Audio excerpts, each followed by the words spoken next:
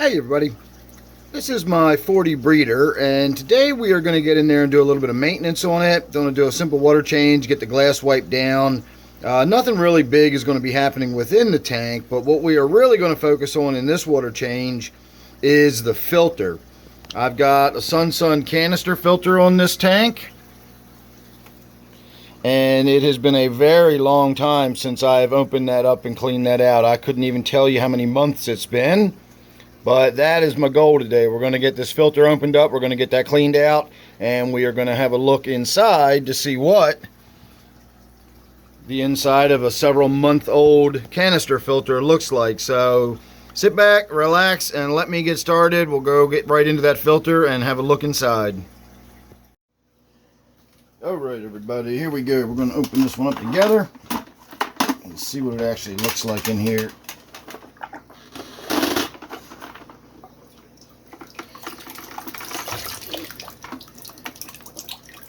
Well, already I can say it doesn't look as terrible as I was expecting it to look.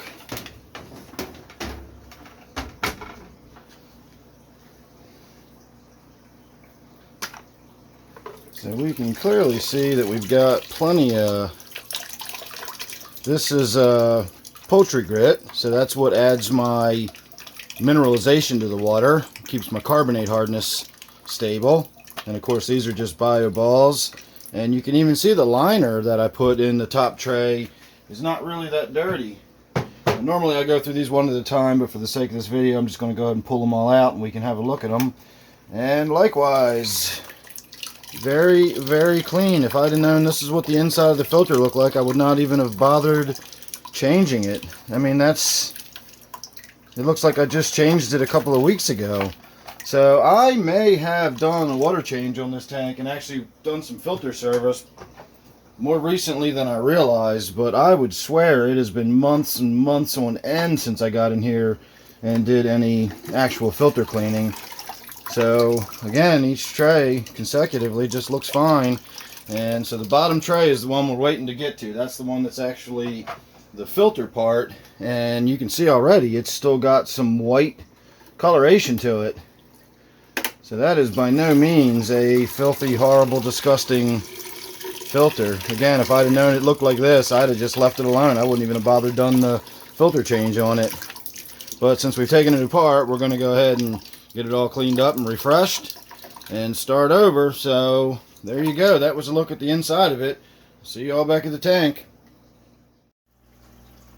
Alright, and here we are back at the tank, up and running.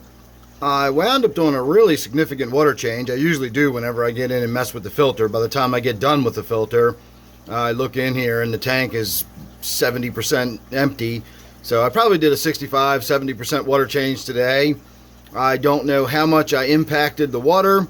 I did take into account the fact that we had that big bag of the poultry grit in there. That's why the water looks a little cloudy right now, actually.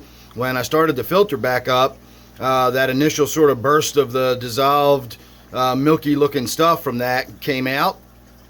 And so I did check the nitrate and I did a quick dip test. It showed that the water hardness was, I don't know, somewhere around 5 or 6 degrees.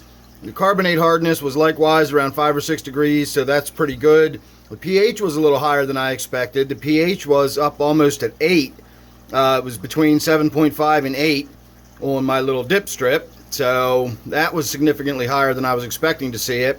And then the nitrate was at 0, and I mean 0. The test strip didn't show any, and so I went and did a API test and nothing.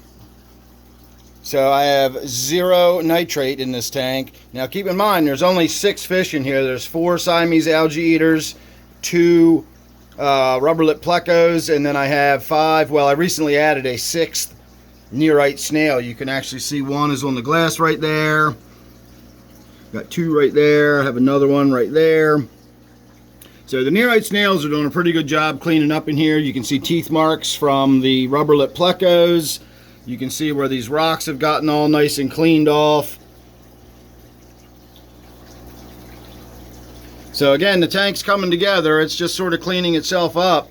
But again, had I known that that filter was that clean, and I had known that there's zero nitrate. The TDS in the tank was only at about 297. That's not much more than comes out of my tap.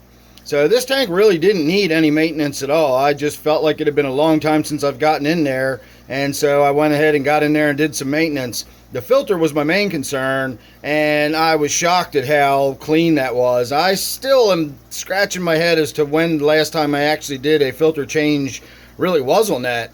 I thought it had been months and months. I cannot remember the last time I did a filter change, but that doesn't mean I didn't do one a month ago. I just don't remember it.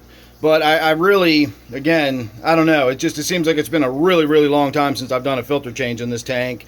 And yet, there you go. We just saw how clean that filter looked. Had I known, wouldn't even have bothered. But we did, and there's your video for today. So thanks for watching. Make sure you're subscribed.